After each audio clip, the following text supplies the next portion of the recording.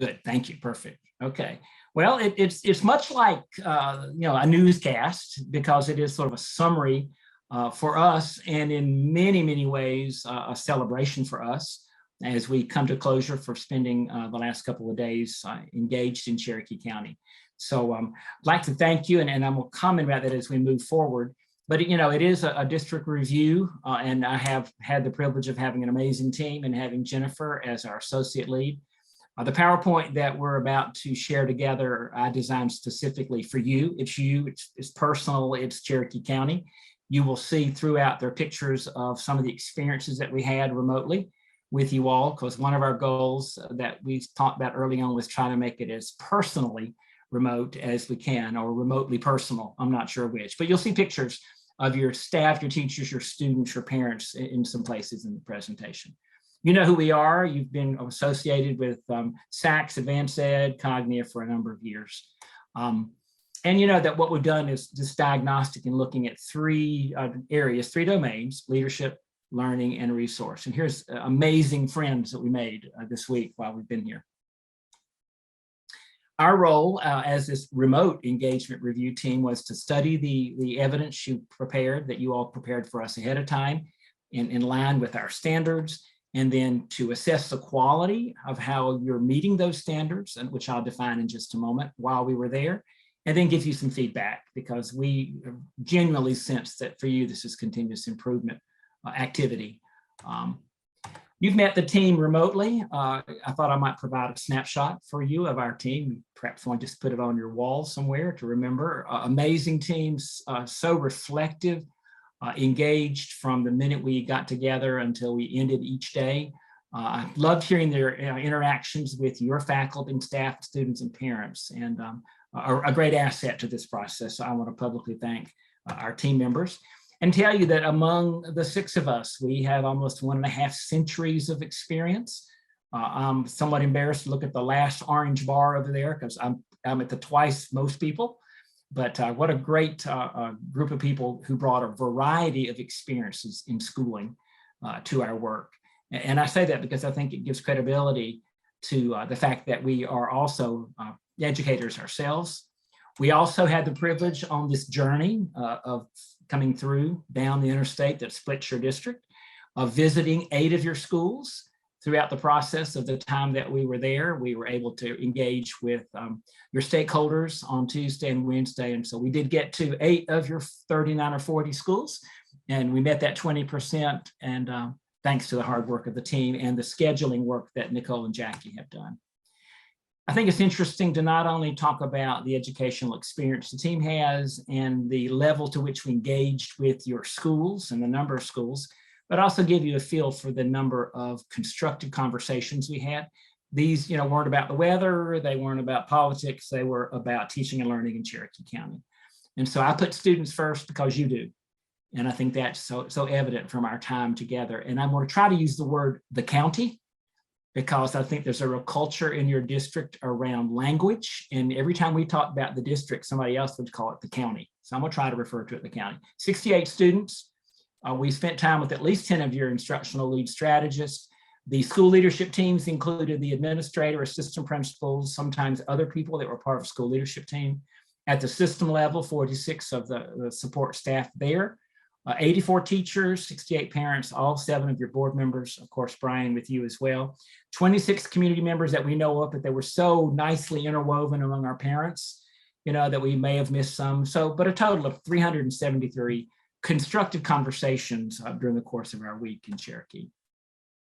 So what I'd like to do in the brief time that we have together this afternoon is give you what COGNIA calls findings. In your other model previous to this, you probably got improvement priorities, opportunities for improvement, powerful practices. In our model that we are currently finishing up this year in, our findings are couched in terms of themes, and I will share those with you. And then our rating process is based on the I3 rubric. But this afternoon, there won't be a great amount of detail around the evidence pieces. That is all reflected in the report. But I want to leave you with what I would consider a bigger view. And our process here is based on this I3 rubric, which I know you're very familiar with. And the team in their process for rating standards did not rate the individual standards. The team rated the key concepts of each standard, and there are 5 of those. And as a result of rating each of the key concepts with a rubric, then the standard itself received a rating through that process. So one potential rating that you could have received would be insufficient. I'm sure you're not shocked, nor are we, that you have no standards that fell into the insufficient rating. That would mean either it was not being met at an appropriate level or we couldn't find enough information to rate it. None there. The next level, at the initiating level, says that a standard has got the right people engaged. That's what engagement means. They're rightly engaged and frequently. The standard is in implementation and being implemented with fidelity. But that would mean that perhaps there's not enough data yet to yield results or sustainability or the rest. I will be upfront and tell you, you have no standards that fell in this initiating area. No insufficient, no initiating. The next level up is really the data-driven portion of each standard. And the results say that we're beginning to get some metrics, measures around the successful implementation of a standard. If that is in place long enough, COGNIA suggests about 3 years, then we would say that that standard or that practice is sustainable, that is longitudinally having an impact. And so standards that fell into that area of the data being there, but not yet quite long enough, perhaps, to prove sustainability would be improving. Those standards that came across with the fact that it's part of your culture, is how you do business in Cherokee County, it is embedded throughout the institution, those standards come out as impacting. And so when you get that report, you're going to get these same colors, and you will have no standards that fell in insufficient or initiating, many in impacting and a few in improving. So this is a helicopter view. I know with your budget right now, Brian, you couldn't buy a helicopter, nor would it necessarily be politically prudent. So I made one for you to emphasize that this is a big view, of thousands of feet in the air, not the details that the report will have. The other thing that's so indicative, this is a story. It says Cherokee County, a story of continuous improvement. You can tell I'm an elementary school principal at heart, and the point I'm making is that continuous improvement is a story. It is about growth. It is about movement. It does have a beginning. It does have sad parts. It has happy endings. So really for you, continuous improvement is a story, and we are going to be a part of it briefly from our experience this week. I can't overemphasize, and I did it this way. We had an early prologue to our book, to our chapter, by being able to dig so deeply into the evidences. And our team has remarked over and over again, and with great appreciation to Nicole, Jackie, and I know other people who pulled this off, but the structure in which we were able to find each of the standards and how they related to your work and the evidences that accompanied those.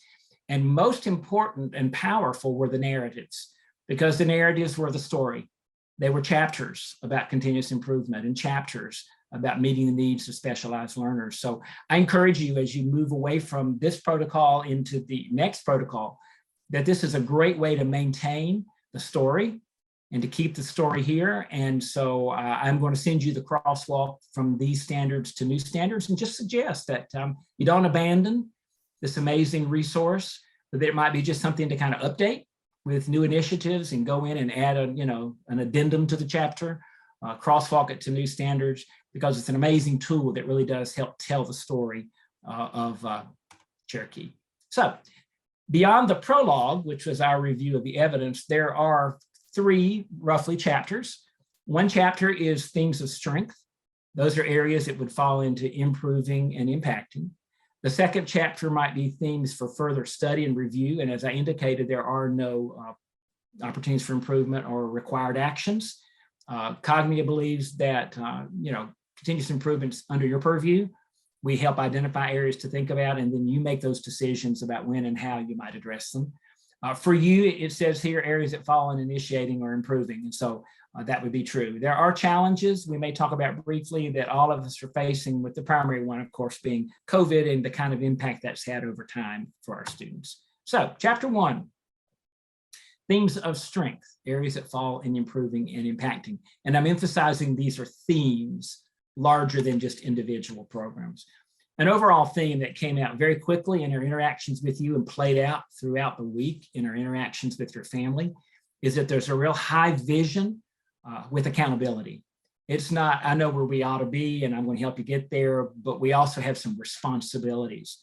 Your profile of the future ready graduate is an example of kind of an endpoint that has some accountability tied to it. And I want to come back and reference that shortly. So Cherokee County School District demonstrates and continues to practice a solid growth mindset that focuses on improving teaching and learning for all.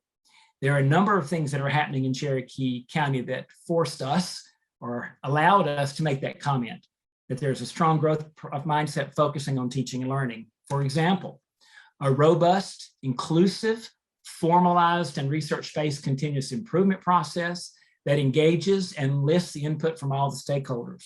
Your blueprint is the example of this continuous improvement process, formalized. Not only is it formalized, but you have accountability tied to it through the report cards that come out. You've also got engaging people and how you communicate and engage the plan for people around the system. Love the blueprint evaluation instrument that you use for teachers to set goals and staff to set goals that are tied to the goals that are outlined in the blueprint. It's not often that continuous improvement plans are so pervasively understood. That's the concept of culture where there's a common language, and we heard a common language, and blueprint was part of that vocabulary. And there, of course, and thanks to your communications department, there were plans to make sure that it was communicated, a campaign. And as you indicated, there are communication plans for every initiative in the system, which is another way to make sure that culture is sustained. And then there are a number of quality assurance practices that I won't go into here, but one of them, of course, is every school developing their school improvement plan, that school improvement plan being aligned to the blueprint and the goals and strategies in the blueprint. So continuous improvement is alive and well and very well structured. Another example of this growth mindset focused on teaching and learning is very obviously in our interactions throughout the district with your people. The leadership is characterized as visionary. There's such continuity. You know, I haven't been in many districts where your average board members have been on at least 8 years, where a superintendent has been here 6 years, where teachers have longevity, where your attrition and rate is low, 7%. So there's a lot of continuity that really does allow the leadership to act out and be able to do the things that you plan for and have the time for it to happen. We heard all kinds of ways in which you're all visible and engaged and showing up at schools and sporting events and plays and shows and in Walmart and all the kind of places that indicate that you're comfortable being among the people. Transparency, that was a frequent theme in our conversations about how open and approachable leadership is both at the central office level and in the school levels. And then we can't not talk about the visionary leadership of your school board. The fact that they take care of their training needs and go way beyond in what's expected from Georgia school boards in terms of training, that they're very conscious of their image and their own improvement goals. In addition to having training and all those kind of things, they have a self-assessment to make sure that they are following the roles that are outlined in your policy. And it's not only noticed by us the week that we've been here, but you can tell from the image that they've received recognition every year for the last 4 years as a quality board. So I want to publicly thank our friend here, as well as all of your other board members, for having that image, not all that image, but that actual work ethic that focuses on what's best for kids in Cherokee County. Another example of things in place that focus on growth mindset with focus on teaching and learning is clearly defined processes, expectations, and procedures. Can't get by without talking about the instructional framework and the guide that helps curriculum implementation be powerful. It's definitely a process and procedures that are clearly defined for the district. There are handbooks of all kinds, student parent handbooks, a number of handbooks, including student council handbooks, school council handbooks. And so there are clear expectations as to what it means to be living and breathing and working in Cherokee and what those expectations are. And we've all fallen in love with the Principal's Handbook, the online handbook, as a valuable tool for principals that not only keeps them current, provides support for them, provides templates for them, I played around in it, drove around in it, and saw that things that were in there from even March, board meetings and things. So someone's maintaining it, keeping it up, and I can't think of a better tool for your tool belt than something like that defines expectations, processes, and procedures. You have all kinds of plans, technology plans, budget plans, 5-year facility plans. So, organizationally, these are powerful things that help you measure where you were, where you're going, and how you got there. A strong strategic focus, intentionally allocating resources in line with your continuous improvement efforts. The blueprint is your metric against which you measure all of things that have to do with resources. You have this annual comprehensive financial report, which is a venture into transparency, making those things that sometimes heretofore you have to request under Freedom of Information Act or whatever accessible to your public. Another example of transparency. The board, of course, has received financial reporting awards, and your finance department has for a number of years, because they really do work hard at allocating. You've got the zero-based budget that forces people to really deeply look at the impact things are having and try to determine, is it a good use of resources? Am I getting my return on investment? All kinds of reviews and structures that require that to be done. And then again, the transparency. So there really is a strong focus on allocating resources and managing them strategically. So not only is there vision with accountability, there's a strong commitment to building capacity. Cherokee County folks realize how important people are. Obviously, the greatest asset you have are the people. And I could not get by without saying foundational to your success across the board are amazing teachers who are committed to doing the right things every time they close their door. You give them the tools, they have the frameworks, they have all the kinds of expectations and the training and the collaboration, but ultimately that commitment that making it happen is on the backs of your teachers, and they're amazing. So congratulations on having the right people in the right place and keeping them there. An example of building capacity in your people is ensuring that the best teachers and leaders are in every position in the district through quality hiring and retention practices, and by implementing an effective induction, mentoring, and coaching program. So you work hard to get them. You have coaching handbooks. You have this budget for recruitment. You have a recruitment team that's made up of a variety of stakeholders, and those stakeholders are smart. They have studied the book, The Ideal Team Player. They have a set of questions that are designed specific to the needs for the district, and they engage in that process. There are virtual job fairs and on-site when available. A testament to the fact that these are powerful ways to keep people and retain people is the 99% full of your classrooms for the last 3 years. Your low attrition rate are examples of that. There's an amazing induction program for new teachers called the NTIP program. We heard it referenced to frequently. We often ask teachers how many of you are new, and within a minute or two, this resource and their mentor relationship on campus, as well as the coaches and support from ILS and AF, all were part of making that powerful. I was intrigued with the university partnerships you have in bringing interns into your campus from campuses from a number of institutions around, and even your kind of newest one that's rolling out here, which is the Call Me Mr. program, focusing on Black males and getting them into teaching in that partnership with Kennesaw State. Another example of building capacity is providing professional learning experiences. You have an evaluation process at the end of each year to determine whether it's making an impact on teaching practice or on student learning. That's formal and processes. There are plans of all kinds. There's professional development plans that are systemic, that are district-wide. There's power school opportunities where they can see what's available to get access to it. Curriculum instruction has a professional development schedule around implementing the curriculum in the district. Teachers have access to this portal that allows them to get to the resources that they need to continue to improve their professional learning. The goal setting process that they do in your blueprint evaluation instrument is another way in which they're offered opportunities of professional learning that they determine will help them be better in meeting those goals. There's, of course, guides for the PLCs. There's training for your instructional lead strategists and facilitators to make sure that they are up to where they need to be so that they can assist and coach your teachers in their own professional learning. and very specific job description and expectations for your instructional lead strategist. An amazing application process, an amazing use of personnel to support each other. The coaching handbook.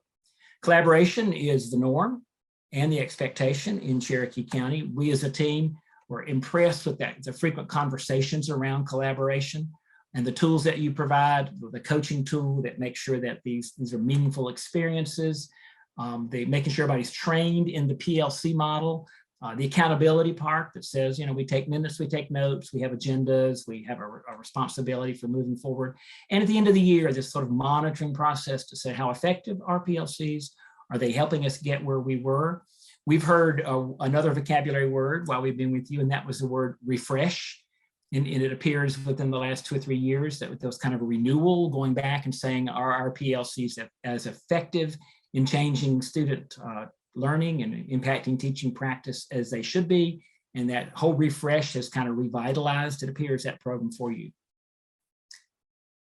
Our team also felt that one of the things you do is build leaders. There's a targeted focus on the development of quality leaders for now and for the future through formalized leadership development and support programs for parents, students, teachers, and leaders. Brian, I'm not sure how you pull all this off, but there's some kind of academy for just about every potential leadership position in the district. The teacher leader, the levels of leadership academy, the coaching endorsement, the athletic leaders academy, all that's part of this superintendent's leadership academy, learning, growing, and leading. And we heard frequent references to the leadership development opportunities in the system for teacher leaders, as well as aspiring leaders, as well as the continuing development of your own leaders. There are a number of things out there for parents, PTA, PTSA, parent advisories, a number of those. I was intrigued with your student advisor, student delegate program that gives students leadership at the central office level, bringing them up there for their feedback and their input, as well as a myriad of things at the school level, from student councils to clubs to a number of ways in which every one of your stakeholders has an opportunity for leadership.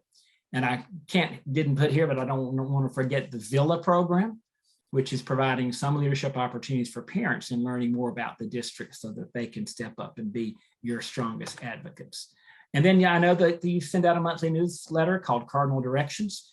It appears to be kind of your reading list where you've come across articles that have had an impact on you that talk about leadership and effective leadership, and you share that with the leadership around the district. So you share your learning with them through this Cardinal Directions.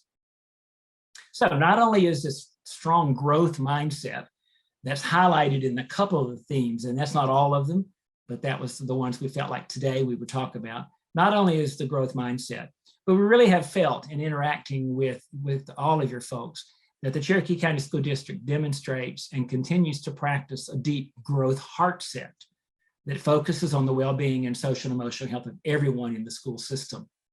I encourage you, and I had this conversation with some of your amazing administrators, to Google HeartSet. It really is becoming kind of a research oriented around how important it is that we deal with those social and emotional issues in order to deal with the academic issues. The heart here, the word cloud, are Cherokee County School District teachers' words.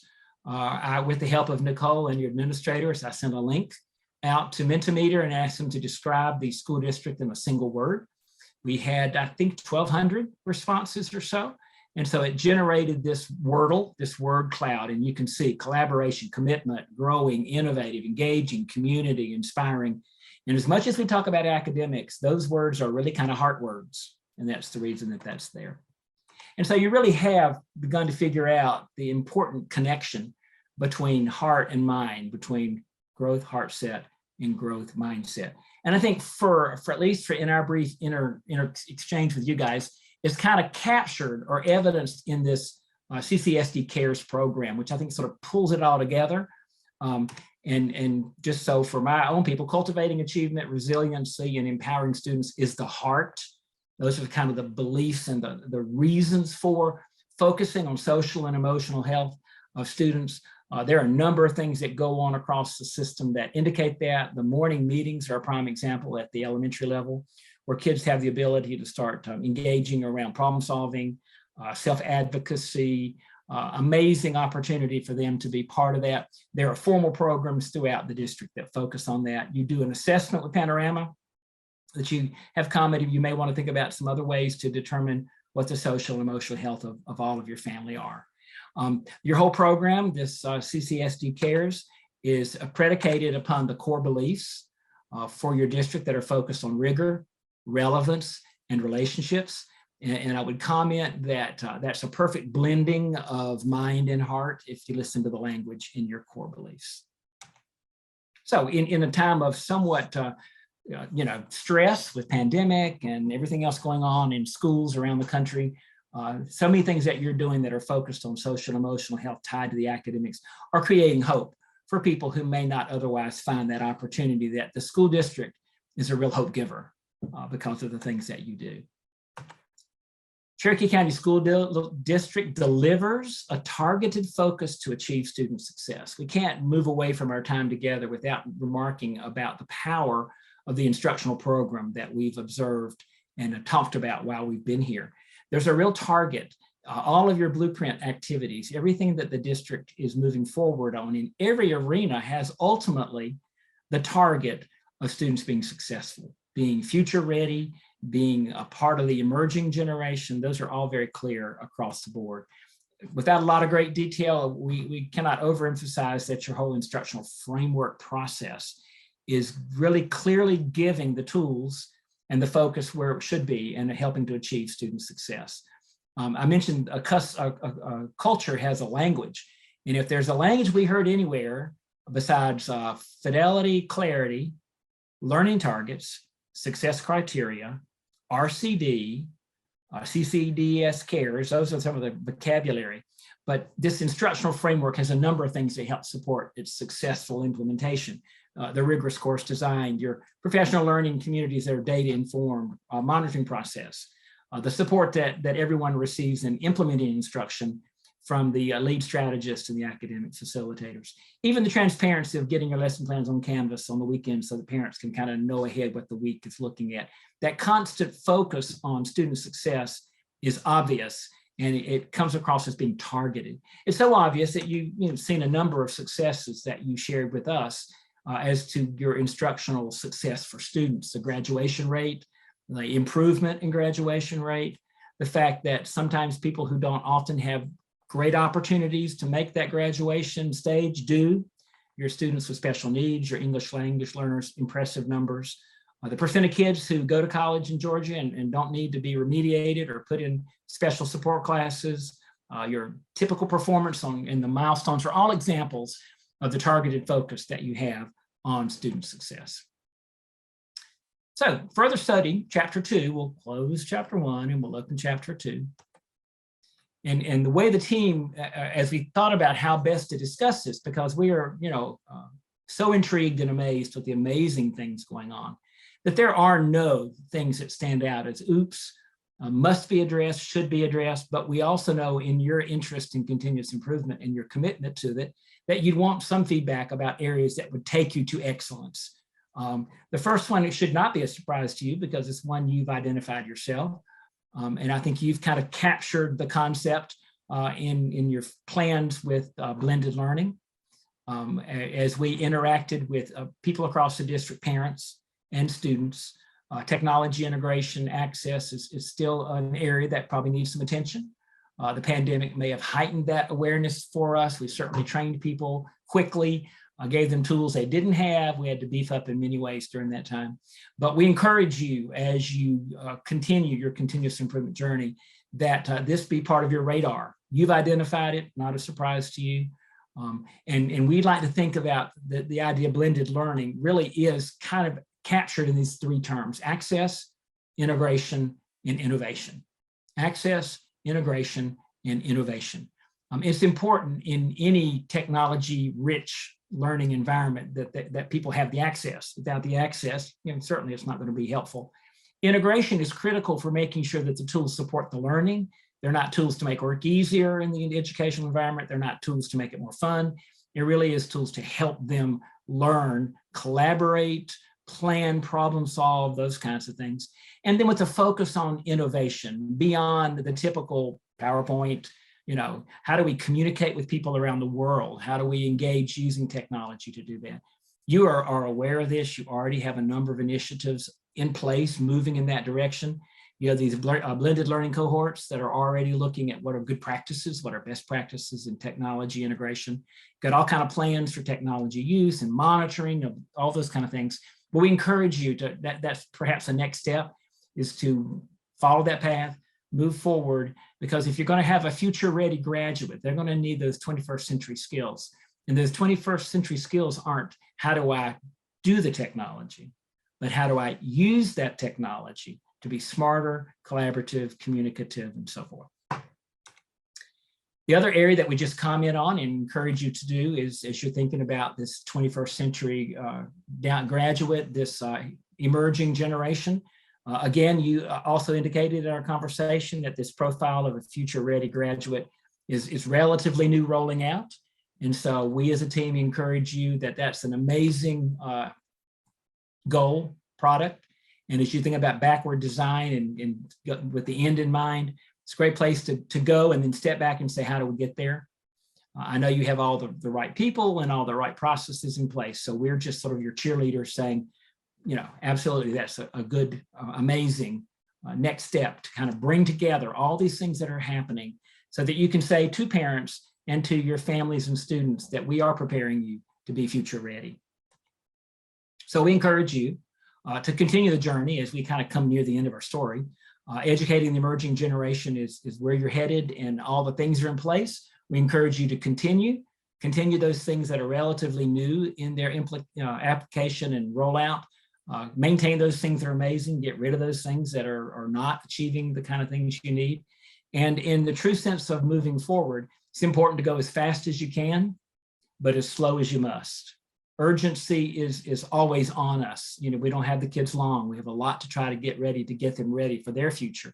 But we also have to bring all of our people along with us.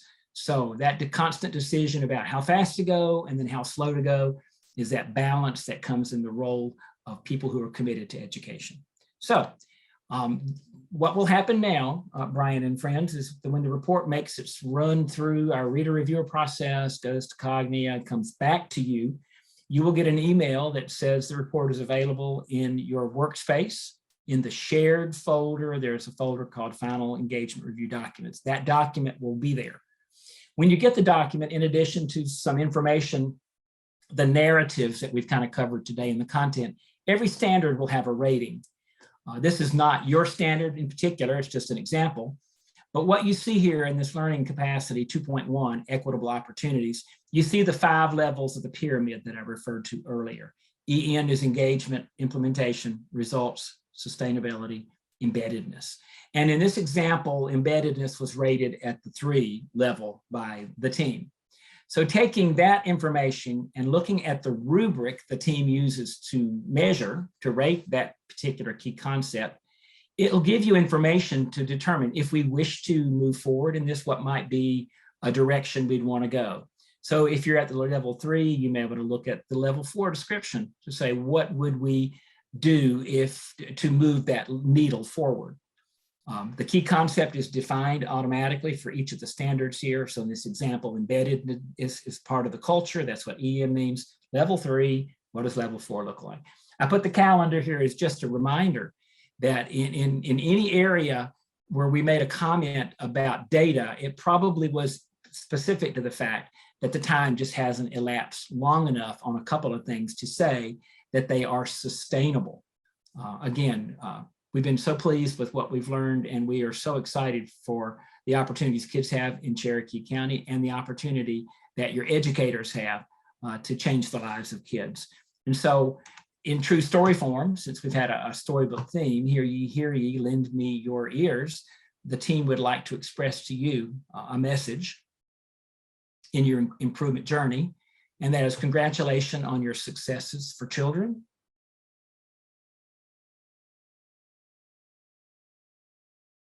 Thank you for allowing us to be a part of your story.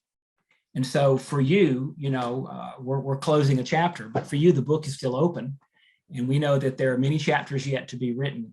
We're excited to think about what those might be for kids. And we covet the opportunity one day to come physically into Cherokee County, to come to the schools and walk around and get to personally engage with what we've only seen remotely. So congratulations on what happens for kids, and congratulations on the successes you've achieved, and congratulations on the vision that you as a leadership team and teachers and parents have for the future. So that will conclude my presentation. I'll have my good friend Jennifer stop the recording.